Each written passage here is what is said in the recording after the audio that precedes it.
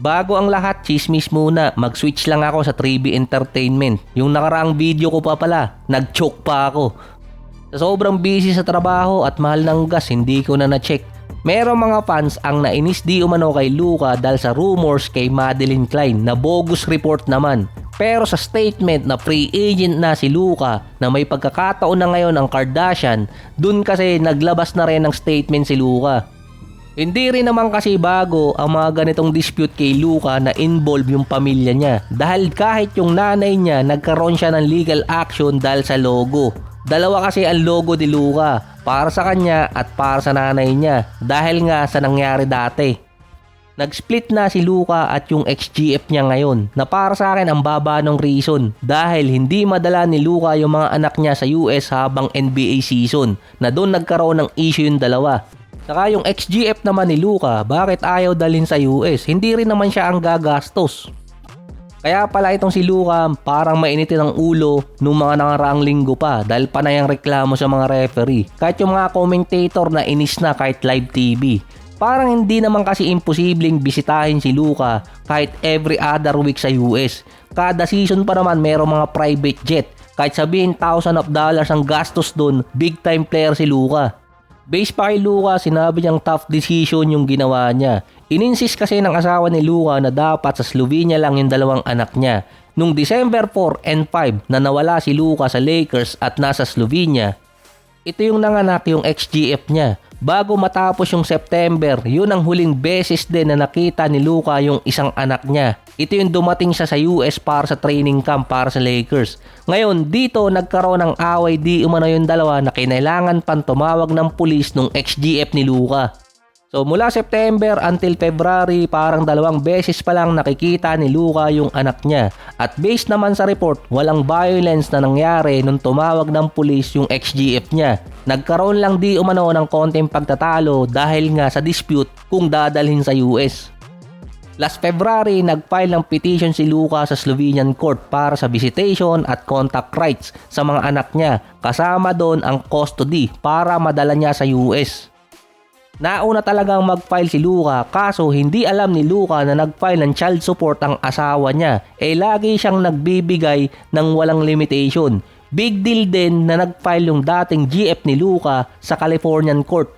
Hindi sa Slovenian court kung saan nag-file si Luka. Parang timing din dahil based di umano sa Californian court kung si Luka ay merong income na $3 million per month based sa kanyang NBA contract at iba pang sponsorship, ang child support range ay pwedeng umabot ng 10 to 20%. Kaya nagtataka yung iba bakit doon magpa-file ang dating GF ni Luka, hindi pa naman nakakapunta ng US yung bunso niyang anak, yung panganay lang. Kung nasa $3 million per month ang kinikita ni Luka, pwedeng makuha ang child support sa kanya ay around $300,000 to $600,000 per month or 7.2 million per year. 7 times na mas mataas kumpara sa binigay ni Edwards na 1 million na child support na buong buhay na nung bata. Na 1 time big time yung kay Edwards, kay Luka naman 7 time big time. Tinalo pa ang may veteran minimum contract sa NBA. Hindi lang paldo ang aabutin, maleta na. Ang laking pera kasi na pwede makuha kay Luka. Kahit pa sabihing $1 million lang per month ang kinikita niya. Saka marami din mga NBA player ang na-bankrupt dahil lang sa child support. Pero dahil nasa Slovenia yung ex-GF ni Luka at dun din naman siya nag-file ng custody, kung dun dadalhin ng settlement, ang magiging estimated na child support ay $20,000 to $100,000 per month. Malaki pa rin. Para kang tumama ng loto. Kahit anong currency, malaki pa. Kahit magmahal pa ang gas, kaya magpa-full tank araw-araw. Kaya di umano nagtataka pa si Luka kung bakit nag-file ng child support ang ex-GF niya ay bayad naman niya lahat ng mga gastos, hindi niya pinababayaan. Hindi yata siya na-inform na negosyo ang NBA at negosyo din yung mga player sa alam nyo na. Sa ngayon, wala namang issue kay Luka yung nangyari sa background life niya at hindi rin makakaapekto sa season niya sa Lakers. Si Steph Curry naman, nakamintis na nasa 15 games ngayong season. Mukhang hindi rin minamadali makabalik dahil based sa report, another 10 days ulit si Steph na magpapagaling. Dahil kakabalik lang din niya sa on-court activity. Nasa 5 more games pa mawawala si Steph dahil sa kanyang injury sa paa. Mawawala siya until March 21. Ang kalaban ng Warriors sa next 5 games, Minnesota, Knicks, Wizards, Boston at Detroit. 4 na tigasing team na bukod pa doon full health pa yung 4 na teams na yon. Ang kalaban pa nila doon sa standing ay Clippers at Portland. Ang Blazers naman nasa losing end din. Pero ang next 5 games nila, Sixers, Jazz, Nets, Pacers at Minnesota.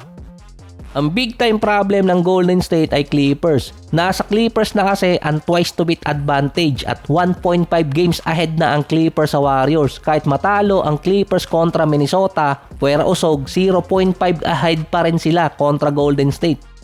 Sa next 4 or 5 games after Minnesota, ang makakalaban pa ng Clippers ay Bulls, Kings, Spurs, may dalawa pang sunod sa Pelicans.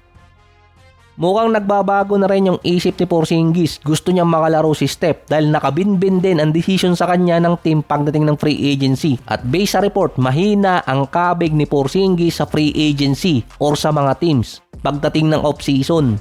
Expectation may matitirang 10 to 12 games kay Steph kung sakaling makakabalik agad siya after 5 games or gumaling yung injury niya. May chance pa naman sila makabalik sa number 8. Yung top 6 or top 7, mahirap nang habulin yun dahil naghalimaw na yung Suns. Mainit na, nag-init palalo. 1.5 games na lang ang hahabulin nila sa Nuggets para makaabot ng top 6.